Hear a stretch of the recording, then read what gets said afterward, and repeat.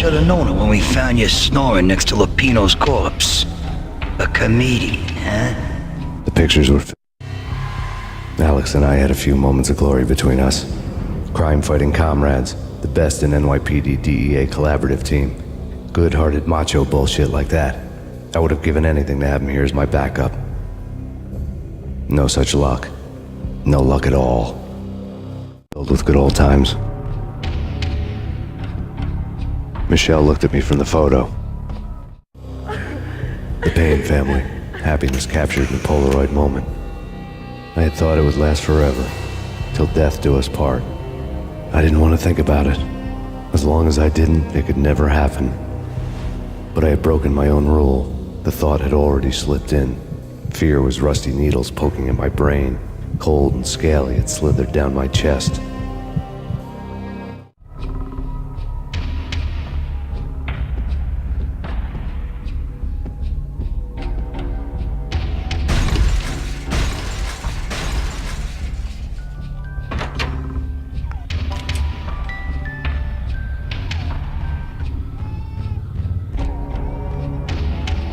I really love to watch cartoons.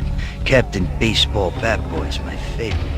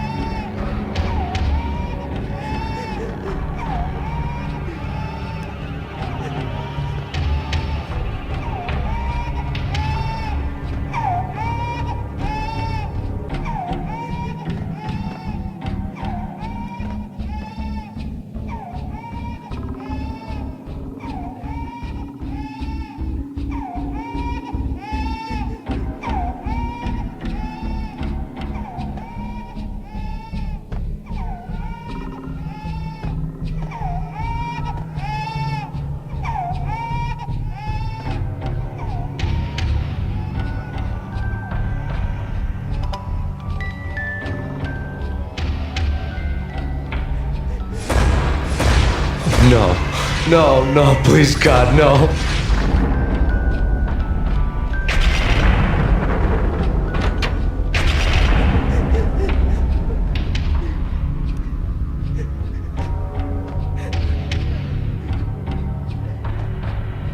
Slice him, dice him, shoot him full of holes, blow him to bits, vaporize him, disintegrate him. No matter what you do, they'll still be back, good as new.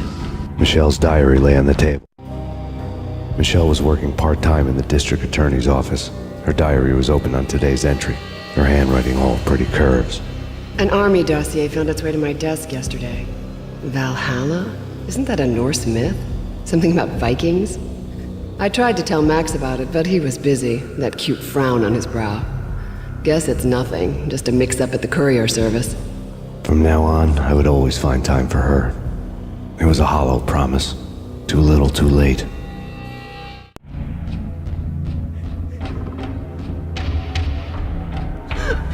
Max, no, please, Max! Why? I didn't mean to. I'm sorry.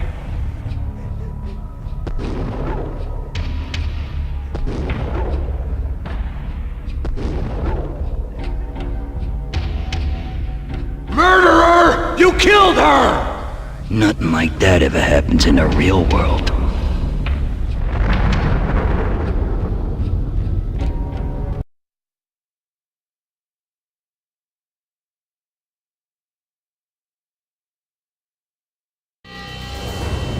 I woke up in a bad dream. My head felt 2 sizes too small for my brain. Max Payne. I envy your name. And the killer was smiling. Pleased to meet you. I'm Frankie the Bat Niagara. Niagara, as in you cry a lot? He had a baseball bat and I was tied to a chair. Pissing him off was the smart thing to do.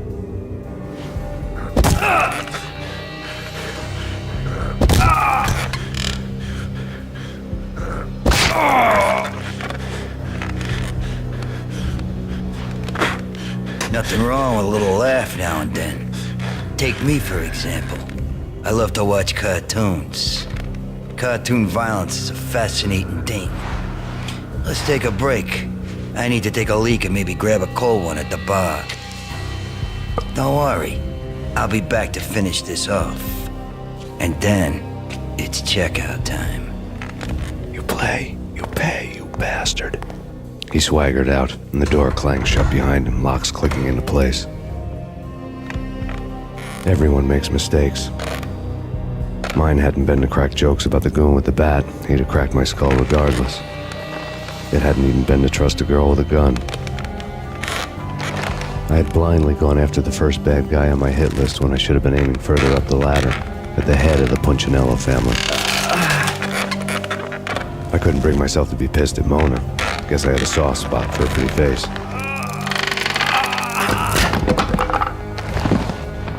But when somebody decides to play baseball with your head, you tend to get sore.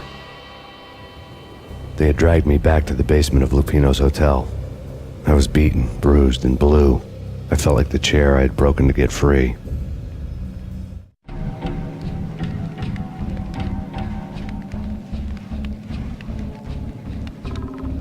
All I had was Niagara's bat, sticky with my own blood.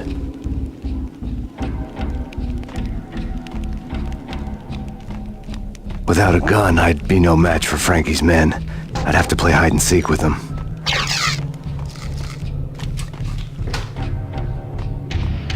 It's Frankie's turf.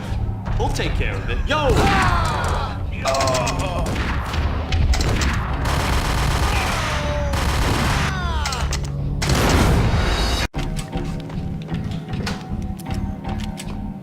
It's Frankie's turf. We'll take care of it. Yeah, I know. Just I wouldn't mind.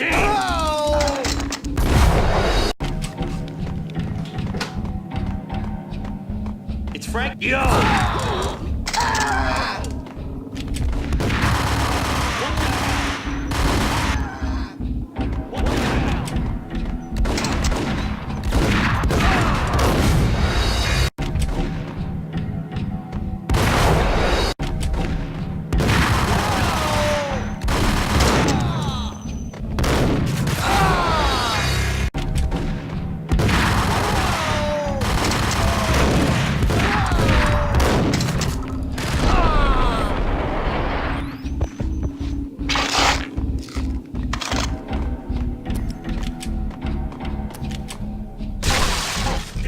Hold it.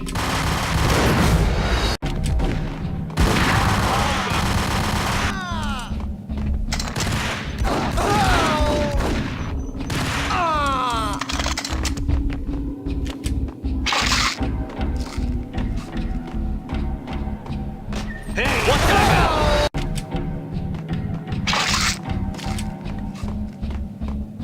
What the hell?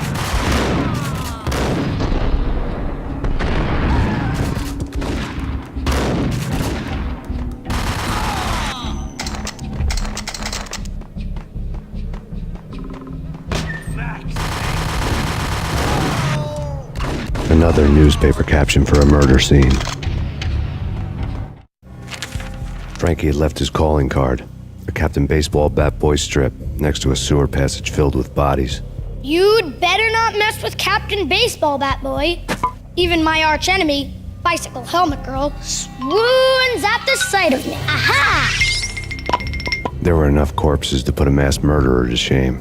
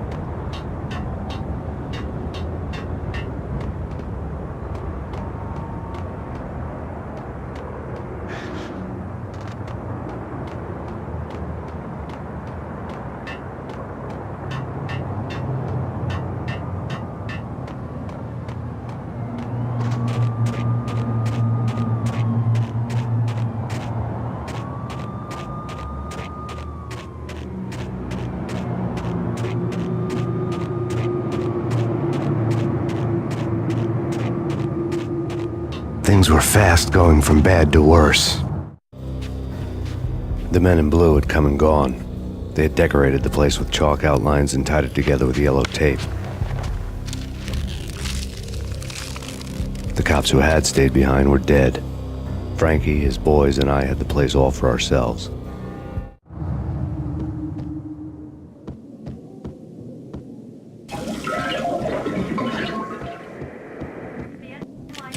Just forget about it. Just forget about it. Hey, just forget about it. That crazy witch, you should have heard her. She was a real scream when the boys caught her trying to cap the Don.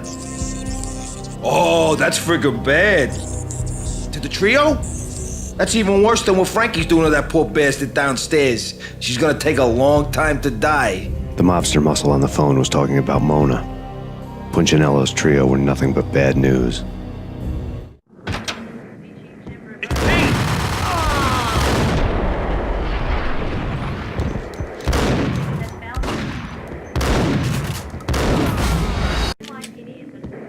Just forget about it. Just forget about it. Hey, just forget about it.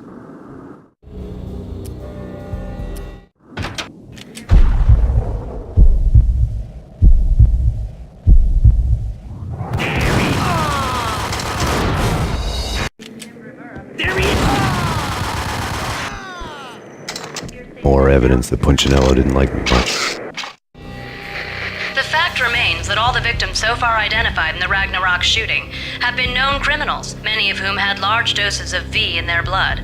Reliable sources say that Max Payne was also among those killed, although no body has been recovered at this time. Reliable sources. That meant somebody thought the Mafia had me, didn't want the cops snooping around anymore. The body would be delivered to them barely recognizable. Case closed. Don Punchinello had the power to be that reliable source, which was no news. But his news was old news.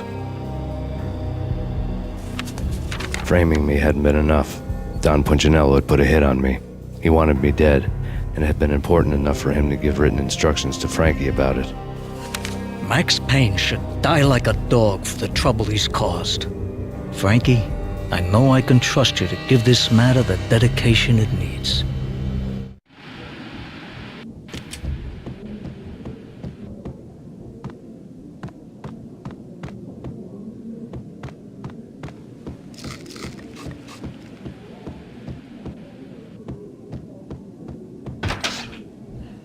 Hey!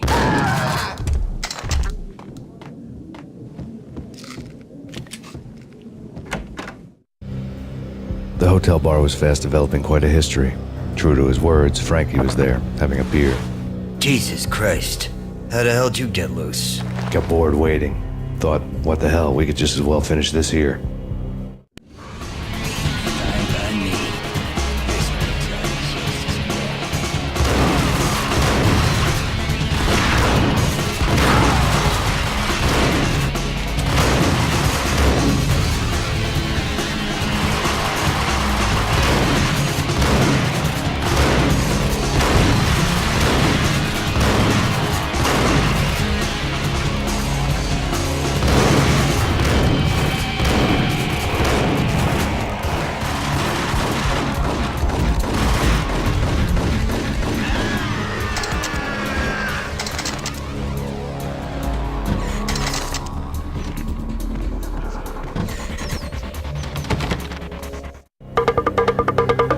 Thank you. You've been a lovely iron.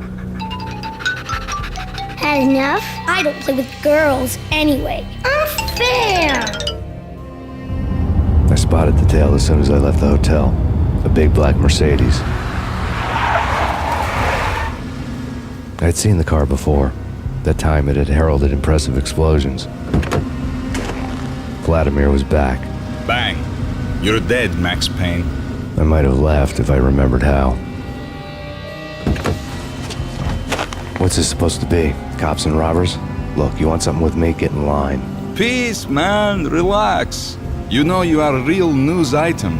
Armed and dangerous. I am going to make you an offer you can't refuse. I've always wanted to say that. It's a bum rap. I've been framed. Well, that's a moot point. Whatever you did or did not do, I'm sure you had good reason for doing it. Want to hear me out? I'm listening.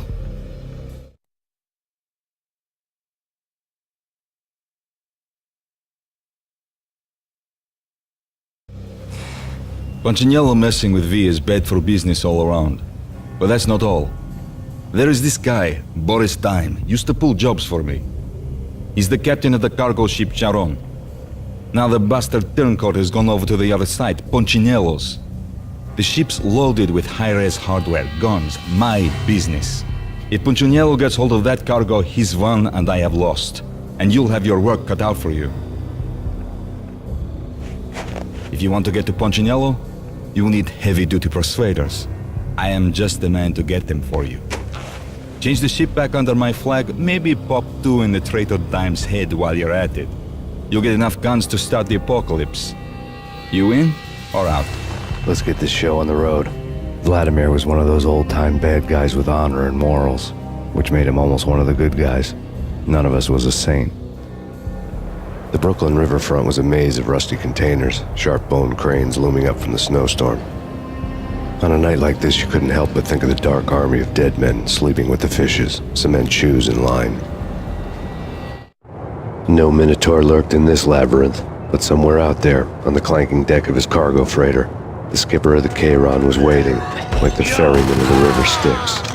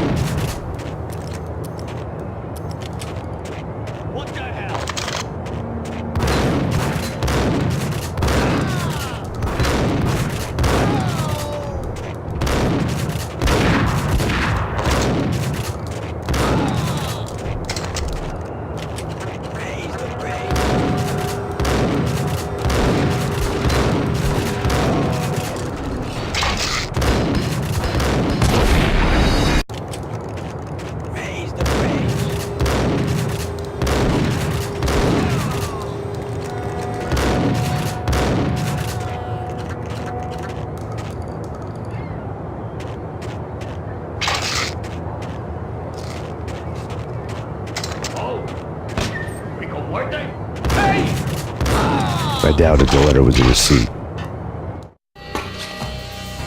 Rico Muerte had come to town to do more than just sort out family troubles. Exhibits number 1, 2, and 3. A briefcase of money, a sniper rifle, and an envelope with one word neatly printed on a folded piece of expensive paper. Mayor.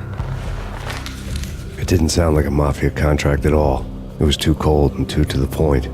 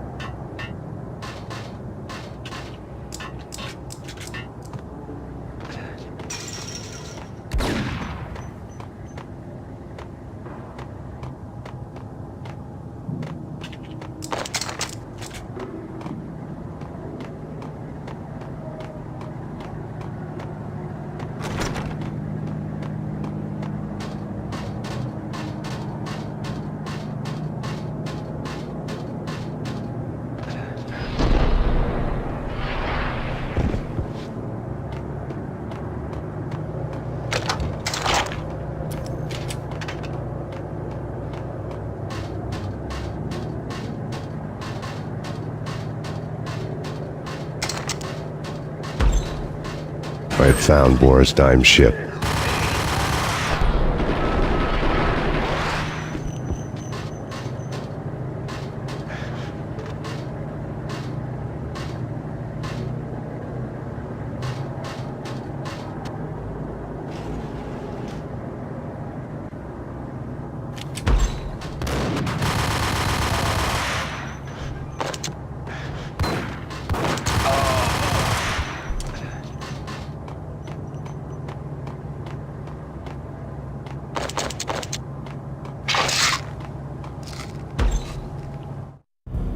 Rust had crept over the sides of the cargo steamer a long time ago.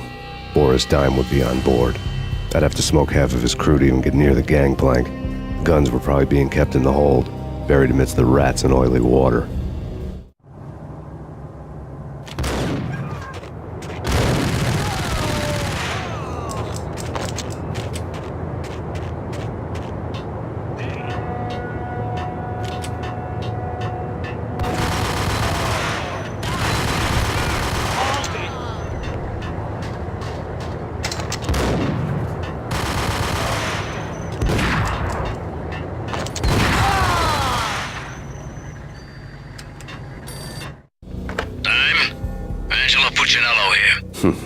Angie, tell me, how much did Dime cost you?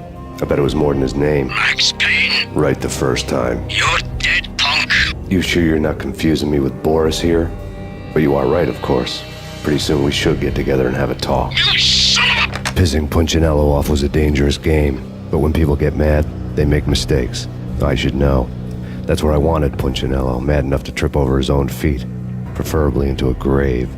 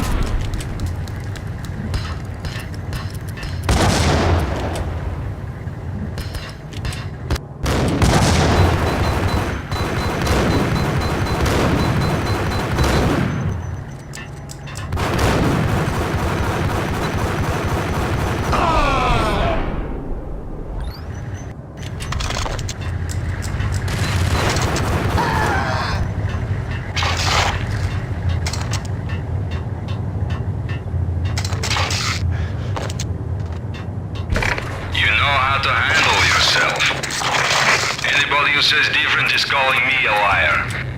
Glad of you here. Collect all the guns and ammo you want. Meet me on the bridge afterwards.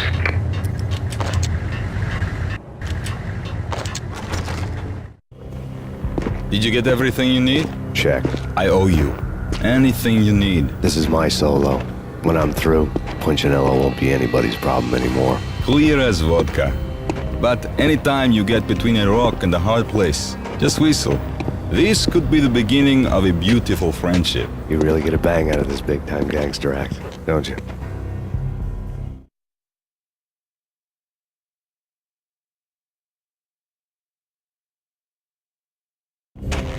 Even with all this firepower, I figured I couldn't get to Punchinello at his manor. I could only hope that he wouldn't pass a chance to hear me beg to see he's won. This is Max Payne. I want to cut a deal. Payne, you're a dead man. That's what everybody keeps telling me. I got your ship and her cargo. I want to meet. No pain, no gain. Capiche? You know my restaurant? Yeah, I know it. 1 hour. Punchinello's restaurant had seen better days. Snow was falling like ashes from post-apocalyptic skies, but that was outside. Things would soon get hot in the Don's restaurant. I knew it was a long shot, Angelo Punchinello actually showing up, but there was no crime in hoping.